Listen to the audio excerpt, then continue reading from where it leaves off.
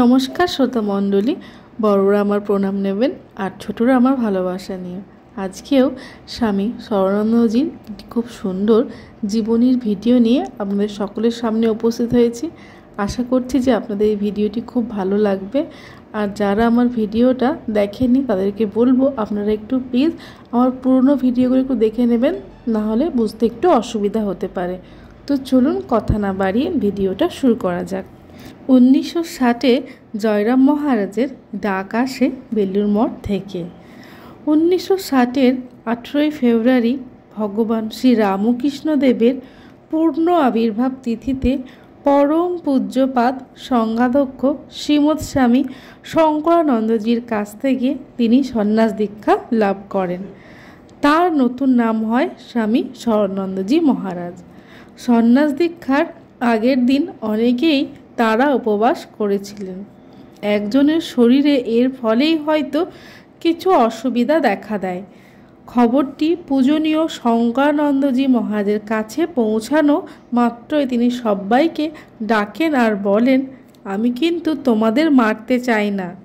পরে তিনি বুঝিয়ে দেন যে যদি কারুর কিছু প্রয়োজন হয় তবে সে নিশ্চয়ই কিছু গ্রহণ করতে পারে শরীরকে সুস্থ রাখার জন্যে।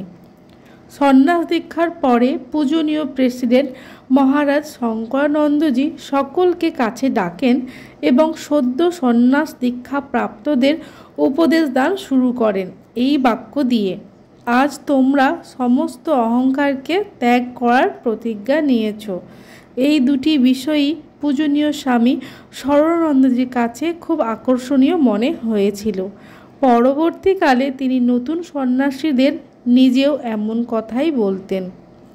প্রসঙ্গত উল্লেখ্য, গুরু প্রদত্ত নামটিও তার খুব পছন্দের হয়েছিল, কারণ নিয়ত ঈশ্বর স্মরণই তার জীবনের অনবিচ্ছিন্ন সাধনারূপে তিনি সারাটি জীবন পালন করে চলেছিলেন। এই বছরেই তার জীবনে একটি অপূর্ব ঘটনা ঘটে, যার কথা তিনি সেবকদের সযত্নে বলেছেন। সেবার দুর্গাপুজো ছিল 27 থেকে 30 সেপ্টেম্বর।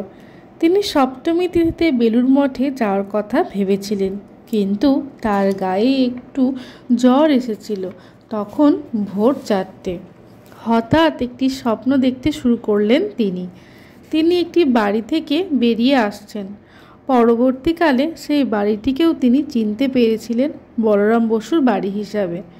যখন তিনি প্রায় বেরিয়ে আসছেন তখন দেখলেন শ্রী শ্রী মা একটি পাথরের ওপর বসে আছেন আরও কয়েকজন মহিলা ভক্তদের সঙ্গে। তিনি তৎক্ষণাৎ শ্রী শ্রী মাকে ভূমিষ্ঠ প্রণাম করলেন আর মনে মনে ভাবতে লাগলেন, যদি শ্রী শ্রী মা তার চরণ দুখানি বার করেন তাহলে তিনি তার মাথা সেই শ্রীচরণের উপর রেখে প্রণাম করতে পারবেন। যে মুহূর্তে তিনি এমন ভাবতে শুরু করছেন, দেখলেন মা তার পা দুখানি বের করেছেন এবং তিনিও সঙ্গে সঙ্গে তার মাথাটি মায়ের শ্রীচরণের উপর রেখে প্রণাম করলেন। মাও তার মাথায় নিজের শ্রীহস্তখানি রেখে কিছু বললেন এবং তাকে আশীর্বাদ করলেন। সেই মুহূর্তেই তার ঘুমও ভেঙে গেল। স্বপ্নের সমস্তটি তার মধ্যে চিরকাল অত্যন্ত স্পষ্ট অক্ষরে জাগরুক ছিল। তার অন্তরের সমস্ত মলিনতা, দুঃখ, বেদনা কোথায় যেন এর ফলে চিরকালের জন্যে অন্তর্হিত হয়ে গেল। আবাল্য রাজরাজেশ্বরী মায়ের ভক্ত সন্তান বিশ্বজননী শ্রী শ্রী মা শারদার চরণতলে নিজেকে যেন এইভাবেই ভাবিকালের পথে নিঃশেষে নিবেদন করে দিয়েছেন। মাতৃকৃপাধন্য পূজ্য সন্ন্যাসীর এই বিগ্রহ আজ তাই অগণ্য সাধকের ধ্যানগম্য। 1960-এর 8ই ডিসেম্বর 5 নম্বর ডিহি এন্টালি রোডের ঠিকানায় অদ্বৈত আশ্রমের নতুন ভবনের উদ্বোধন হলো।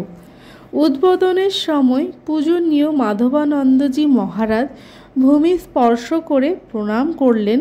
কেউ কেউ একটু হালকা সুরে বলে ওঠেন, মহারাজ এটি অদ্বৈত আশ্রম। মহারাজ সঙ্গে সঙ্গে উত্তর দেন, সে তোমাদের জন্যে। যাই হোক, 1961 মার্চ মাসের মধ্যে নতুন ভবনে সব কিছু নিয়ে চলে আসার কাজ সম্পূর্ণ হলো। এদিকে 1961 এপ্রিল মাসে পূজনীয় স্বর্ণানন্দজি মহারাজকে পাঠানো হলো মায়াবতীতে প্রবুদ্ধ ভারত পত্রিকার সম্পাদক পূজনীয় অনন্যানন্দজি মহারাজের সহায়তা করার জন্যে। মায়াবতীতে যাওয়ার আগে পূজনীয় স্বর্ণানন্দজি মহারাজ বেলুড় মঠে আসেন তাঁর গুরুদেব পরম পূজ্যপাদ স্বামী শঙ্করানন্দজিকে দর্শনের জন্যে। স্বর্ণানন্দজিকে দেখেই পূজ্যপাদ শঙ্করানন্দজি বলে ওঠেন, কই তোমাকে তো আজকাল দেখি না। এরপর স্বর্ণানন্দজি মায়াবতী যাচ্ছেন শুনে তিনি তাঁদের সময়কালের কিছু স্মৃতিচারণও করেন।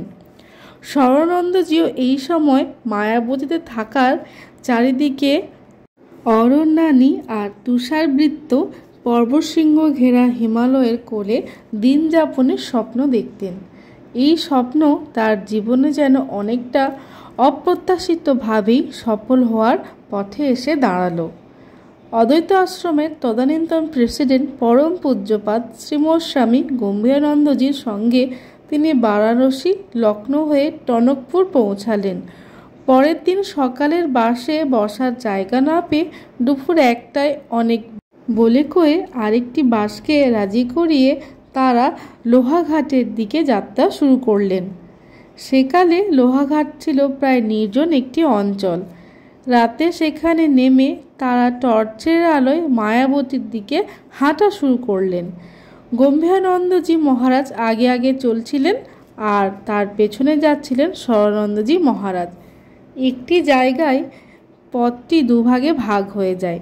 গম্ভীরানন্দজি মহারাজ সেখানে একটু দাঁড়ানোয় স্বর্ণানন্দজি জিজ্ঞাসা করেন যে, মহারাজ কি পথ হারিয়ে ফেলেছেন? যাই হোক, গম্ভীরানন্দজি তখন কোনো উত্তর না দিয়ে এগিয়ে যান।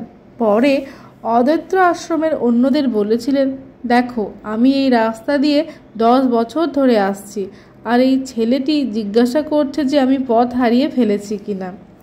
আশ্রমের অন্যান্যরা ভাবতে পারেননি যে ওই রাত্রে তারা পৌঁছাতে পারবেন। মায়াবতীর দিনগুলি তাঁর খুব ভালোই কাটতে লাগলো। নিত্যদিনের কাজের সঙ্গেই কখনো পাহাড়ি পথে হাঁটা, কখনো নানা রকমের খাবার তৈরি, কখনো বাগান পরিচর্যা, কখনো ব্যাডমিন্টন খেলা, এইসবের মধ্যে দিয়ে একটা অত্যন্ত আনন্দময় পরিবেশে সময় অতিবাহিত হয়েছিল তাঁর। আশ্রমের বাগানে বড় বড় গোলাপ ফুটে থাকত। এখানে সেখানে প্রস্ফুটিত লাল রোডোডেনড্রনের গুচ্ছ গুচ্ছ ফুল। হিমালয়ের বরফ ঘেরা দীর্ঘ প্রেক্ষাপটে সারি সারি দাঁড়িয়ে আছে রাজকীয় দেওদার গাছের দল। পূজনীয় স্বর্ণানন্দজির কাছে এ যেন এক দিব্য স্বর্গীয় আলোক লোক। অবশ্যই আর একটি জিনিস ছিল এখানে যা আশ্রমিকদের ব্যতিব্যস্ত করে রাখত। তারা পাহাড়ি যোগের দল। যখন তখন গায়ে উঠে রক্ত শুষে খেত তারা। একদিনের কথা মহারাজ উল্লেখ করতেন। পূজনীয় গম্ভীরানন্দজি মহারাজ সকলের সঙ্গে সদ্য প্রাতরাশ করতে বসেছেন। এমন সময় হঠাৎ তিনি উঠে চলে গেলেন। সবাই ভাবছেন কি হলো। একটু পরে ফিরে এসে মহারাজ জানালেন যে একটি জোঁক তার পোশাকের ভিতর ঢুকে বসেছিল এবং রক্ত খাচ্ছিল, তাই তিনি পোশাক পাল্টাতে গিয়েছিলেন।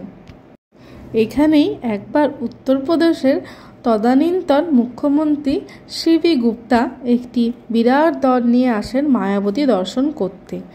তিনি স্বামীজির খুব অনুরাগী ছিলেন। তার খুব ইচ্ছা স্বামীজি যে ঘরটিতে 1901-এ বসে থেকেছিলেন সেই ঘরটি দেখবেন। সেখানে তখন পূজনীয় স্বর্ণানন্দজি মহারাজ থাকতেন। যাই হোক, মুখ্যমন্ত্রী মহোদয়কে সেখানে নিয়ে যাওয়া হলো।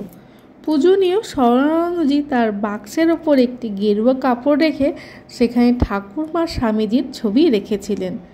গুপ্তাজি সেখানে ওই ছবি রেখে তার সামনেই একেবারে ষষ্ঠাঙ্গে প্রণাম নিবেদন করলেন। পরে রাতের ক্লাসে পূজনীয় গম্ভীরানন্দজি স্বর্ণানন্দজিকে দেখিয়ে বলছেন, জয়রাম, ওর ঘরে একটা মন্দির তৈরি করেছে আর গুপ্তাজি সেখানে প্রণাম করছে। পূজনীয় স্বর্ণানন্দজি মজা করে বলতেন, পরের দিন থেকে ওই ছবিগুলি সুটকেসের উপরে না থেকে ভেতরে ঢুকে গেল। আর একবার মালকানি নামে একজন অধ্যাপক মায়াবতীতে আসেন প্রায় 15 দিন থাকবেন বলে। একদিন তিনি পূজনীয় স্বর্ণানন্দজিকে বলছেন, আপনাদের গাছগাছালিগুলিকে যত নিরীহ মনে হয় তারা কিন্তু ততটা নয়। মহারাজ জিজ্ঞাসা করলেন, কেন, কি হয়েছে? তখন অধ্যাপক মালকানি বলছেন, আমি একটি গাছের পাতা তুলে নিয়ে গেলাম ঘরের ফুলদানিতে রাখবো বলে, ও মা, সেটি আমার হাতে দংশন করলো। পূজনীয় মহারাজ হাসতে হাসতে বললেন, আপনি আর কোনো ভালো ফুল বা গাছের পাতা পেলেন না। আসলে এই পার্বত্য এলাকায় ওই গাছের পাতাগুলি খুবই পাওয়া যায়, ওগুলি তো বিষাক্ত বিচ্যুতি গাছের পাতা। তো আশা করছি যে আমার এই ভিডিওটি আপনাদের সকলেরই খুব ভালো লেগেছে। এরকম নিত্য নতুন ভিডিও পেতে প্লিজ আমার চ্যানেলটিকে লাইক, শেয়ার, সাবস্ক্রাইব করে পাশে থাকবেন। আজ এই পর্যন্ত, দেখা হবে নেক্সট ভিডিওতে। জয় ঠাকুর, জয় মা, জয় স্বামীজি।